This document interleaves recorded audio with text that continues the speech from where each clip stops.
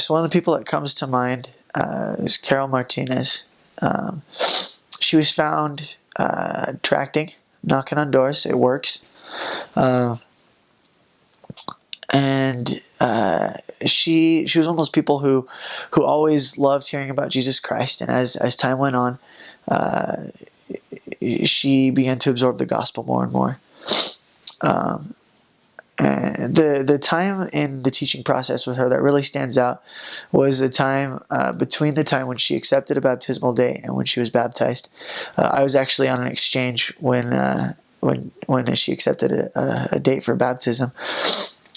Came back and my companion was telling me about the exchange, and he was like, "Oh yeah, and Carol accepted a date too." And I don't know if I wasn't listening or didn't hear or what, but it didn't click. The next day we're planning, and he brought it up again, and wait, what? It was super exciting. So she's preparing for baptism now, and one of the struggles that she had preparing was quitting the use of coffee. She drank coffee, and when we'd come teach her, the lessons would all go very well. She loved the gospel. She was reading the Book of Mormon. Her goal was to try and get all the way through the Book of Mormon before her baptism. She read hard to get to that, but just coffee she struggled with. And every time we would go to teach her, we would ask her how it was going, and she would always, I'm trying. I did really well yesterday, but today I had a cup of coffee. And I remember this one day we were teaching her, and we asked her that question, and she kind of looks down, shakes her head, and looks up at us, and just says, "I'm sorry."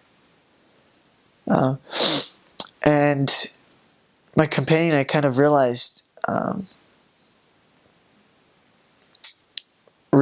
what she was struggling with it. She turned and she apologized to us, and that was something that stood out. So we asked her, Carol, why are you apologizing to us? Why are we the ones that you're sorry to? And we had a great discussion with her about the atonement and about why God gives us commandments, and how the person she should really be apologizing to is her Father in heaven and her.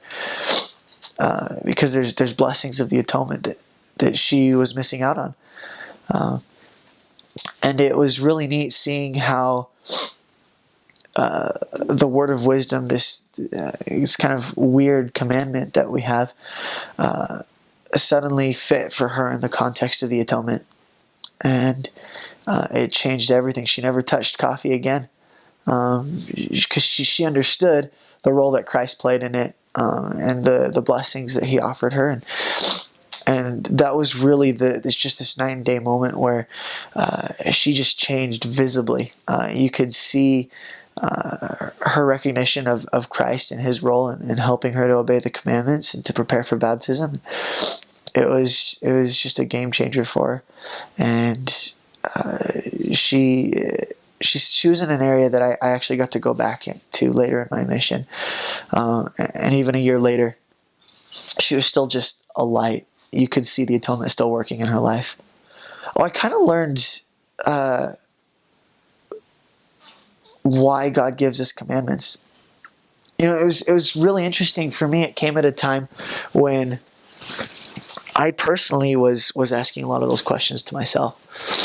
I always strove to be an obedient missionary, and I wanted to do the best that I could. But for me, oftentimes I didn't understand why. We have these mission rules. So why? That one doesn't make sense. Why is this? And a lot of times I was just kind of obeying because that's just what I decided to do. It was kind of a half-hearted thing. But teaching Carol for me was, it helped things click for her, but it helped things click for me too. And I realized, why is she apologizing to us? Why am I apologizing to a companion or a district leader or a mission president? That's not what obedience is about. That's not what commandments are about. It's not just a checklist of things to do before a baptism. And so it was really one of those lessons where, as the Spirit taught her through my companion and I, it was also teaching me. And I never taught the commandments the same way to an investigator again. It was never, you need to do this to be baptized. It was never, you should do this because this is what God says. It was, you should do this because God has a vision of who you can become, who you can be, and He knows the way to get you there. And the commandments are just a path to live life on a higher level. So it transformed me in two aspects. On the one hand, it helped my teaching a lot because I was able to teach investigators a better reason to obey the commandments other than just, you need to do it to be baptized or God says so. And on the other hand, it really helped me to understand why it was so important to be obedient as a missionary to the mission rules. It helped me to understand that my mission president and my Heavenly Father knew that I could be a better missionary, a better me, and they knew how to get me there. And so following with faith obedience became a transformative process rather than a checklist. And that made the difference for me and my investigators.